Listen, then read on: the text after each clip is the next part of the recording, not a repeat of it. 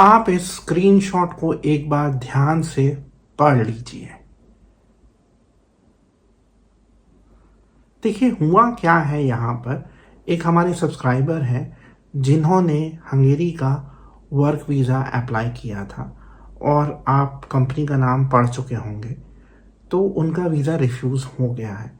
अब पिछले कुछ महीनों में मैंने बहुत सारे वीडियोस किए हैं हंगेरी में ऐसी बोगस कंपनीज़ के बारे में जिन्होंने सैकड़ों लोगों को, हंड्रेड्स ऑफ लोगों को वर्क परमिट के डॉक्यूमेंट्स दे दिए हैं, लेकिन उनके बेसिस पे वीज़ा इशू नहीं होगा।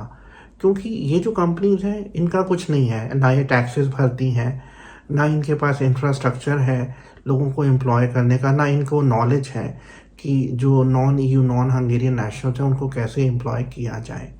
मैं यहाँ पे फिर दोबारा से आपको वार्न करना चाहूँगा ऐसी कंपनीज़ के बारे में। अब देखिए, एक कंपनी का नाम तो आप उस स्क्रीनशॉट में पढ़ चुके हैं, जिसको मैं कई बारी वीडियो में कह चुका हूँ कि इस कंपनी का नाम पी से शुरू होता है, पी एज इन पोलैंड। जो दूसरी कंपनी है उसका नाम शुरू होता है एल से, एल एज इन लंदन। फिर जो तीसरी कंपनी है इसका नाम शुरू होता है जे से, जे एज इन जैक या जैकी।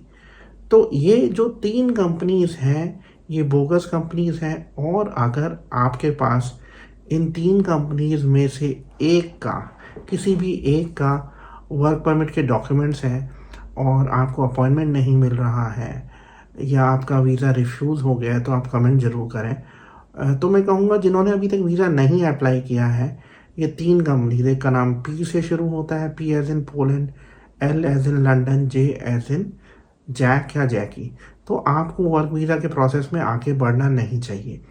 अब कुछ जो हमारे सब्सक्राइबर्स हैं खासकर दुबई से, वो बोल रहे हैं कि जो हमारा एजेंट है वो हमें अश्योर कर रहा है कि आपको वीज़ा मिल जाएगा।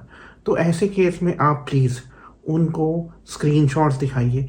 आप जो हमारे वीडियोस हैं उसमें कमेंट्स में लोगों के मतलब कमेंट्स पढ़ सकते हैं, आप उनका स्क्रीनशॉट लेके अपने एजेंट को दिखाइए और उनको हमारे वीडियो भी आप दिखा सकते हैं और उनको बताइए कि ये जो 3 कंपनीज़ हैं ये बोगस कंपनीज़ हैं और इनके बेसिस पे वर्क वीज़ा मिलने के कोई चांसेस नहीं है। अगर फिर भी आपका एजेंट इंसिस्ट करता है कि जी मैं गारंटी देता हूँ, तो देखिए क्या है, खासकर दुबई में जब आप अपना प्रोसेस शुरू करते हैं तो आप एक कॉन्ट्रैक्ट साइन करते हैं और उसमें ये लिखा होता है कि जो शुरू का पैसा है वो कई बारी 6,000 दरहम या 6,500 दरहम होता है, और ओमान या कतर में वो लोकल करेंसी में होता है, वहाँ की रियाल में।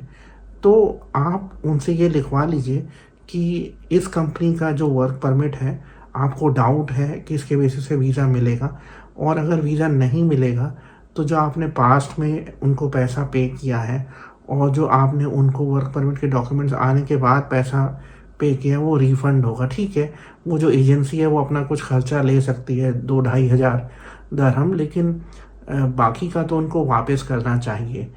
सिर्फ़ वो अगर आपको वर्बल गारंटी दें तो उस पे मत आइए आप, क्योंकि मैंने ऐसे केसेस देखे हैं जहाँ पे क्या हुआ, जब लोगों ने बोला हमारे वीडियोस देख के एजेंट से या एजेंट्स के रिप्रेजेंटेटिव को कि जी ये कंपनी सही नहीं लग रही, तो वहाँ से किसी लड़की का फ़ोन आता है कि जी मैं आपको अश्योर करती हूँ।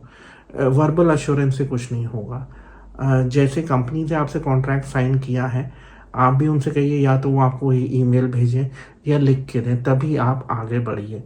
तो अवेयर रहिए ताकि आपका टाइम और पैसे बच सकें। आज के वीडियो में इतना ही। Thank you very much.